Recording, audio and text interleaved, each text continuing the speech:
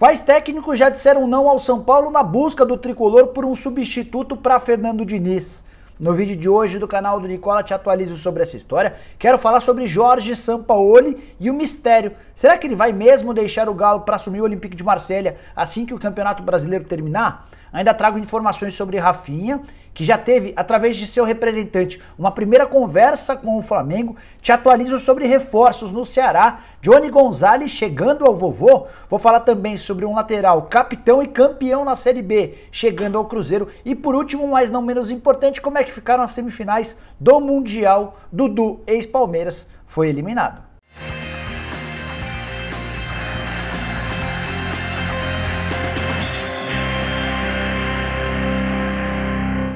Fala aí pessoal, sou o Jorge Nicola, bem-vindos a mais um vídeo do canal, bem legal ter vocês por aqui. Antes de passar as informações, pedir para deixarem like e se inscreverem no canal apertando esse botãozinho vermelho de inscreva-se. Combinado? Bora começar o vídeo falando sobre as semifinais do Mundial de Clubes definidas a partir dos jogos dessa quinta-feira. Duas partidas foram disputadas. Pouco mais cedo o Tigres venceu o Ulsan Hyundai, o Tigres do México, o Ulsan Hyundai da Coreia do Sul, vitória por 2-1 de virada. E dessa maneira o Tigres de Gignac, centroavante francês, que já foi pretendido por vários clubes brasileiros, se tornou adversário do Palmeiras. A semifinal está marcada para domingo às 3 da tarde, Palmeiras de um lado, Tigres do outro. A outra semifinal vai ter o Al Ahly do Egito, que venceu o Al Duhail do Catar. Vitória por 1-0. O time do Dudu, o Al Duhail, pressionou durante toda a etapa final, mas não conseguiu chegar ao gol do empate. Dessa maneira, os egípcios serão os adversários do Bayern de Munique na semifinal marcada para segunda, também às 3 da tarde. É curioso contar que o time egípcio está na 6ª participação no Mundial de Clubes. E em todas elas nunca foi capaz de chegar à final, a grande decisão. Foram 3 presenças na semifinal, já contando com essa edição, e outras 3 eliminações no primeiro confronto de mata-mata. Bora trazer excelente notícia para o torcedor do Ceará. Pequenos detalhes burocráticos separam o vovô de anunciar Johnny Gonzalez como seu primeiro reforço em 2021. Atacante colombiano que fez sucesso pelo Fluminense, foi vendido para o Benfica e desde então não tem conseguido jogar bem, mas com todo o estilo de jogo do Ceará, de muita velocidade, de muita imposição, acho que casa bastante com o estilo do Johnny Gonzalez, que pode ser um excelente reforço. Como é que se dá esse modelo de negociação? Informação que foi trazida primeiro pelo jornal O Dia. Entrei em contato com o Jorge Macedo, que é o diretor executivo de futebol do Ceará. Ele não cravou que o negócio esteja fechado, mas disse que é uma tendência.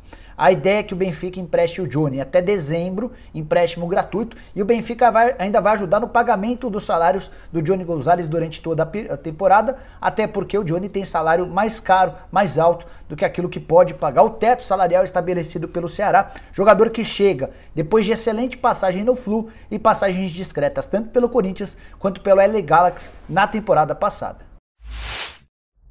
Bora falar agora sobre o Cruzeiro, outro que está perto do seu primeiro reforço para a temporada de 2021. A Raposa está fechando com Alan Ruschel, lateral esquerdo, 31 anos de idade, capitão da Chapecoense, campeã da Série B. O contrato do Alan com a Chape terminou. A Chape fez uma proposta de prorrogação do contrato, ofereceu 1 ano de renovação e o patamar de salarial parecido. O Cruzeiro ofereceu 2 anos de contrato e um aumento na comparação com aquilo que a Chape estava disposta a pagar. Por isso, pequenos detalhes burocráticos impedem o anúncio. Entre os detalhes, a ida do Alan Ruschel a Belo Horizonte para fazer exames médicos e assinar esse contrato. O Cruzeiro não paga absolutamente nada, pega o jogador de graça e trata-se de um reforço extremamente importante, porque o Alan Ruschel conhece bem a Série B, foi titular absoluto da Chape durante a campanha do título e já chega com bons indícios, com boas referências para a temporada super importante na história do Cruzeiro. Vai ser uma temporada de poucas receitas, mas de muita necessidade de voltar à primeira divisão. E outra boa notícia para o torcedor do Cruzeiro é que nessa quarta-feira o Pedrinho BH, o investidor torcedor do Cruzeiro, que colocou alguns milhões de reais nos cofres do clube nos últimos tempos, esteve almoçando com o presidente Sérgio Rodrigues e com o novo técnico Felipe Conceição para planejar a temporada. Bora falar agora sobre tudo o que eu sei a respeito de Jorge Sampaoli e o interesse do Olympique de Marselha. Desde terça-feira, o clube francês procura um substituto para André Villas-Boas, técnico português que pediu demissão durante uma entrevista coletiva. Clima muito ruim no time francês e o Villas-Boas, depois da contratação de um jogador que ele não tinha aprovado, ele decidiu pedir demissão. A demissão foi aceita e desde então o Olympique de Marselha busca um substituto. O salário do Villas-Boas na França era de 5 milhões de euros por temporada, mais ou menos 2 milhões e 600 mil reais, e é essa grana que o Olympique de Marselha tem para contratar alguém para substituí-lo. Valor que seria considerado muito bacana para todos os técnicos em atividade no futebol brasileiro, inclusive o Sampaoli, que é a figura mais bem paga do Brasil, ganha 2 milhões e 200 mil reais, ou seja, 400 mil a menos do que poderia ganhar se tivesse o mesmo salário do André Villas-Boas. O jornal AS da Espanha cravou nessa quinta-feira que pequenos detalhes separam o Sampaoli de virar técnico do Olympique de Marselha. De acordo também com o jornal, o Sampaoli fica até o fim do Campeonato Brasileiro, disputa essas últimas 4 rodadas e aí se apresenta na França. Entrei em contato com o representante do Sampaoli no Brasil, Dani, e ele disse que não pode dar nenhum detalhe. Ainda fiz alguns tipos de perguntas, tentei dar uma arrancada, em off, em on, ele não quis falar absolutamente nada. A resposta que ele deu é que o Sampaoli tem contrato com o Atlético e esse contrato precisa ser respeitado. Não descartou, não negou, não confirmou, enfim, deixou no ar. Conversei também com o Rodrigo Caetano, perguntei para o diretor executivo de futebol do Galo o que há de verdade na história de que o Galo já foi informado pelo Sampaoli de que fica somente até o fim do Campeonato Brasileiro. O Rodrigo Caetano disse que não sabe absolutamente nada a esse respeito. Então, a grande verdade é que apesar da publicação na Espanha, não dá para cravar se o Sampaoli de fato tem uma proposta do time francês ou se está especulando em cima dessa história para tentar diminuir o impacto da derrota para o Goiás, derrota que praticamente tirou as chances do Atlético de ser campeão. De acordo com a Universidade Federal de Minas Gerais, as chances de o Galo vencer o Campeonato Nacional são hoje de 2,6%, tudo porque Internacional e Flamengo aparecem com muito mais possibilidades. Se de fato o Olympique de Marselha quiser levar o Sampaoli, vai ter de desembolsar cerca de 4 milhões e 400 mil reais, que equivalem a 800 mil dólares. Esse é o valor da multa rescisória hoje. E o futuro do Rafinha, hein? O que já dá para dizer? Apesar de o Marcos Braz, vice-presidente de futebol do Flamengo, ter garantido recentemente que o Flamengo já tinha jogadores para a posição, dá para dizer que o Fla recuou alguma coisa em cima desse conceito. Tanto que nessa quarta-feira o Marcos Braz e o Bruno Spindel, informação do Globoesporte.com, os dois dirigentes do futebol do Flamengo estiveram reunidos com o Lincoln, que é o representante do Rafinha, para iniciar conversas na tentativa de repatriá-lo. Rafinha rescindiu recentemente seu contrato com o Olympiacos, decidiu passar uns dias na Alemanha para descansar e se apresenta ou volta ao Brasil para ficar em definitivo a partir da semana que vem. Rafinha colocou na cabeça que precisa jogar no Brasil até para ficar um pouco mais próximo da família. Foi esse motivo que fez ele conseguir convencer os gregos a liberarem ele do contrato. O contrato só terminaria na próxima temporada. O Rafinha tem nesse momento 4 propostas de clubes brasileiros. Os nomes não foram revelados. Eu suspeito que Curitiba e Atlético Mineiro estejam entre os interessados. Dá para dizer que o Rafinha pode dar preferência ao Flamengo? Acho até que seria natural, mas as negociações não vão parecer tão simples quanto possa se imaginar.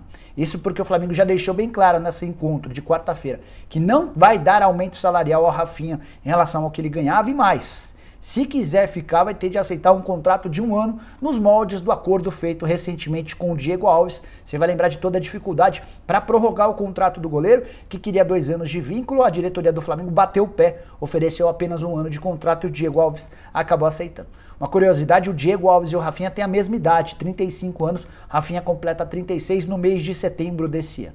Tô bem curioso para saber qual é o destino do Rafinha, mas essa novidade, essa resposta não deve acontecer tão cedo. Até porque ele só vai poder jogar a partir de março. Enquanto isso, vai ouvir as propostas para estudar qual a melhor alternativa. Bora fechar o vídeo falando sobre o São Paulo, que tem encontrado enorme dificuldade para encontrar um substituto para Fernando Diniz. Tudo porque o Júlio Casares, novo presidente do São Paulo, decidiu fazer uma pesquisa de mercado com alguns dos principais técnicos à disposição no mercado europeu e também sul-americano.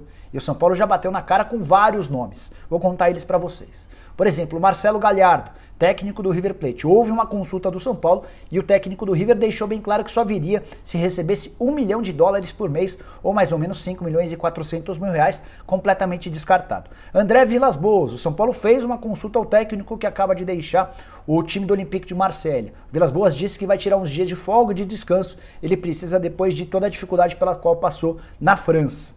Outro nome tentado, Vitor Pereira, técnico português considerado extremamente caro. Bruno Lage e Marco Silva, outros técnicos portugueses. O Bruno Lage com passagem vitoriosa no Benfica e o Marco Silva que já foi técnico, inclusive, de time da Premier League. A resposta de ambos foi a mesma. Eles querem trabalhar em grandes centros, de preferência no futebol inglês. Outros nomes também descartados. Deixa eu ver se eu não esqueci de ninguém. Não, foram esses mesmos os nomes já tentados pelo São Paulo e nenhuma possibilidade de qualquer um desses nomes avançar.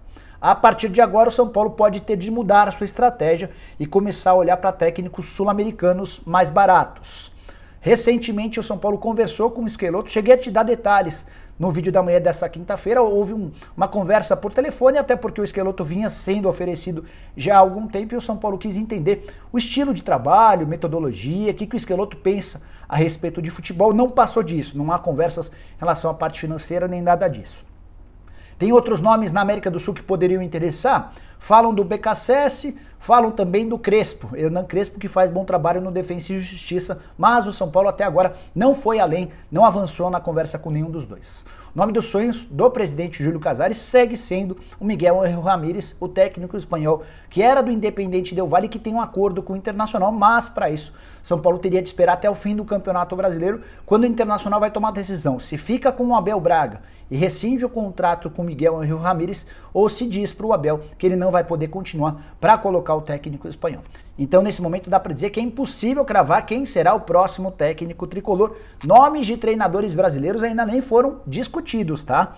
É bom que se diga isso. O nome do Rogério Ceni agrada, mas o Rogério está empregado no Flamengo. Só seria discutido se a partir do momento em que ele fosse demitido pelo Flamengo. Se isso não acontecer, o Rogério Ceni segue descartado. Aí eu também já cheguei a ler sobre Abel Braga, Wagner Mancini. Esses nomes nem foram debatidos internamente. A busca do São Paulo era por um treinador estrangeiro. Bom, pessoal, eram essas as informações que eu queria dividir com vocês no vídeo de hoje do canal do Nicola. Espero que vocês tenham curtido e deixem like por aqui. Quem ainda não se inscreveu no canal, aperta esse botãozinho vermelho de inscreva-se. É importante que ative o sininho para receber notificação toda vez que tiver vídeo novo e também live. Por falar em live, nessa quinta-feira, a partir das 11 da noite, assim que acabarem os jogos de Internacional e Flamengo, a gente entra ao vivo para repercutir esses jogos e para trazer novidades também sobre o mercado. Combinado? Nos vemos de noite. Tchau, tchau!